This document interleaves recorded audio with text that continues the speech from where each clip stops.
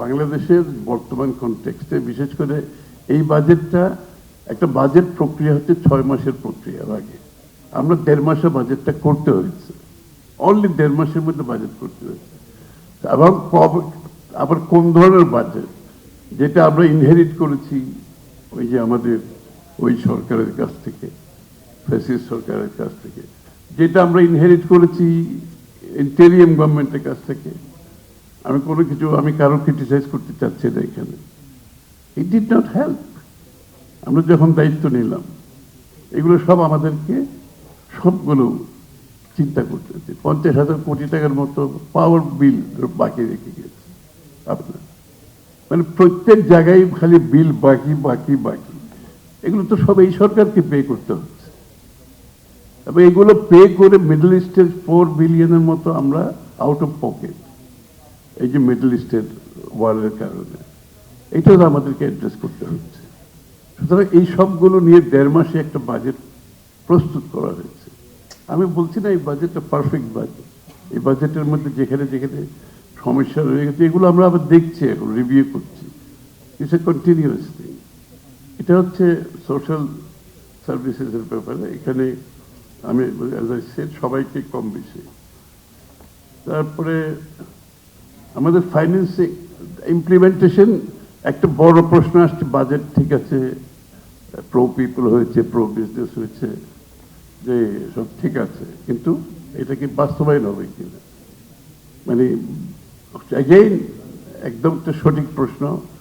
এটা এত বড় একটা বাজেট একটা রিসোর্স কনস্ট্রেন্ট দেশে, with such low tax GDP and international support is drying out.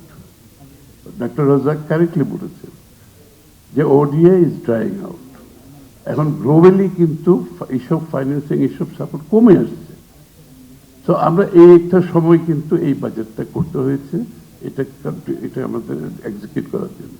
So what do you do? আমরা কি আগের প্রসেসে দেশ চালাবো নাকি নতুনভাবে কিছু চিন্তা করব?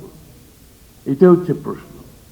তো আমরা এখন যেটা দেখতেছি এই ফাইন্যান্সিং প্রসেসটাই, দি হোল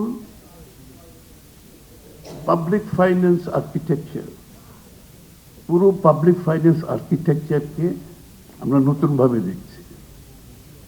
ওই যে IMF লোন দেবে, ওয়ার্ল্ড ব্যাংক লোন দেবে, ADB লোন দেবে, তারপরে আমার দেশ চালাবো, ওদের উপর ডিপেন্ড করে।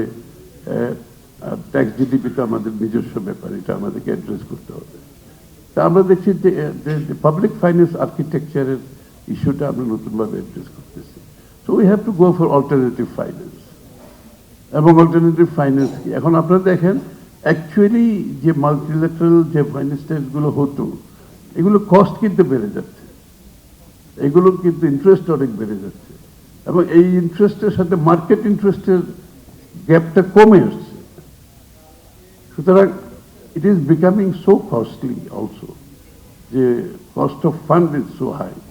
এই জন্য আমাদেরকে একটা অল্টারনেটিভ আর্কিটেকচার করতে হচ্ছে। সো আমরা মার্কেট বেসড ফাইন্যান্সিংয়ে যেতে হবে। এই জন্য আমাকে বন্ড ইস্যু করতে হবে, আমাকে এই জন্য আমাদেরকে, এই যে আপনারা বলছেন যে লোকাল ব্যাংক থেকে ইনভেস্ট, আপনি লোকাল ব্যাংকগুলোর থেকে টাকা নিয়ে আপনি যখন ফাইন্যান্সিং করতে যাবেন, বিগ প্রবলেম।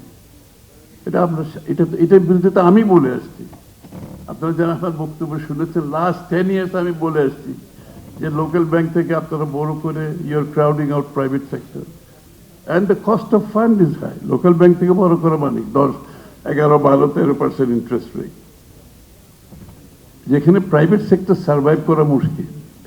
এই ইন্টারেস্ট রেটে একটা গভর্নমেন্ট এই ইন্টারেস্টের টাকা নিয়ে কিভাবে সার্ভাইভ করবে? এটা হইতে পারে না।